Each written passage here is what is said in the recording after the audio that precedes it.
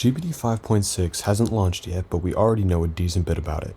In this video, I aim to compile everything that is currently known about GPT 5.6 and what we can expect from the model. As per usual, this is shaping up to be OpenAI's most powerful model, though this time around it seems like the model will be a much bigger jump up from GPT 5.5 than how 5.5 was to 5.4. Before we start, I need to preface that almost everything in this video is leaked and or speculation, and so by extension, you may have heard some of this already. And also, as of recording this, my throat is a bit ravaged at the moment, so forgive me if the audio is a bit funky. GPT 5.6 is essentially confirmed to be a near-ready model at this point for more than a few reasons. And starting off, when a few users probed the codex API, they found that querying GPT 5.6 would return an unsupported model error, where if a model didn't exist, like if you queried GPT 5.7, it would return a separate error, a model not found error. On top of that, there are known GPT 5.6 candidate model names leaked: Iris Alpha, Ember Alpha, Beacon Alpha, Kindle Alpha, Mercury Alpha, and Joule Alpha. And it looks like Kindle Alpha is reportedly being the strongest and is the candidate likely going to be chosen to be like the actual GPT 5.6 model.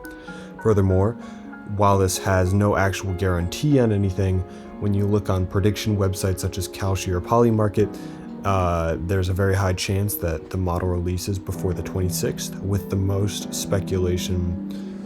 most speculation saying it'll drop on the 23rd. The timing also makes sense competitively, as Fable 5 recently just released. And even though it's not available, OpenAI has had a long-standing position as the top of AI, and so they need to be able to create a competitive model to Fable. A recent update though, the Polymarket odds have completely shifted, and now the model is no longer looking like it's going to be released on the 26th. It's looking like it's going to be past the 28th or later.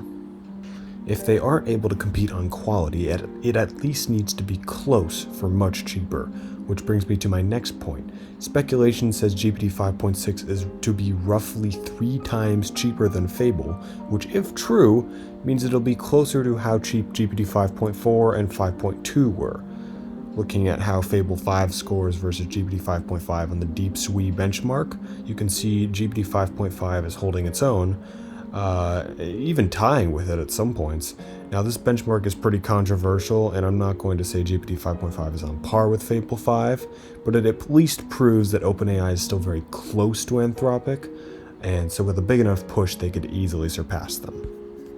Now OpenAI describes their model as a meaningful improvement over GPT 5.5, which they say for all of their model releases, and so it doesn't really mean much. But however, we do know that GPT 5.6 Pro is coming alongside the regular 5.6, and speculation places that model on par with some of the front-end capabilities of Fable 5. And GPT 5.6 in general is supposed to have a more general improvement at front end. Furthering this, GPT 5.6 is supposed to have a 1.5 million context. It's a big step over 5.5's 1 million context. Now, whether or not we actually see any improvement in codex is a different question entirely, as codex users only receive 272k context. And so it would be nice if, even if we don't get the full 1.5 million context, if we could just get like 512k context, that would be an incredible uplift in usefulness for codex users. Now, obviously, everything I'm just saying right now is words, and so we can actually take a look at some of the leaked gens from GPT 5.6. And starting off, you can see we have this notes app that GPT 5.6 made. And now this is obviously anything new for GPT models, but you can see the UI improvements 5.6 brings. You can see overall it just has a more modernized look. It doesn't have that gradient look that a lot of GPT models tend to output. It looks like something that you would actually see a human make, and much less something that you can just look and instantly kind of your brain clicks and says that's AI generated. This is more of a, you could see a human making this. Obviously there's tiny flaws here and there, but overall it looks pretty good. Now you can see we also have this this GPT 5.6 Pro leak. of a PS5 Pro controller, and it is very good. This is the SVG that the model made, and this is the actual controller. I mean, it's very good. This is the best I've ever seen, to be honest. I don't even think Fable did this good at a PS5 controller. Yeah, this is quite good. This is quite good. We also have this SVG Xbox controller on what is just regular GPT 5.6, and this is ridiculous. I mean, this looks entirely just like a Xbox controller. I mean, the only thing that gives it away is the D-pad, and the D-pad looks slightly too thin. It's just a little bit off.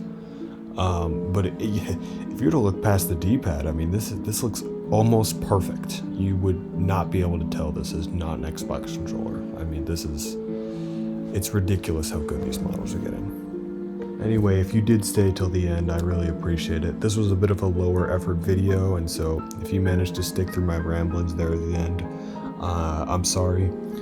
But if you did enjoy the content, please subscribe. I will be making higher effort content in the future.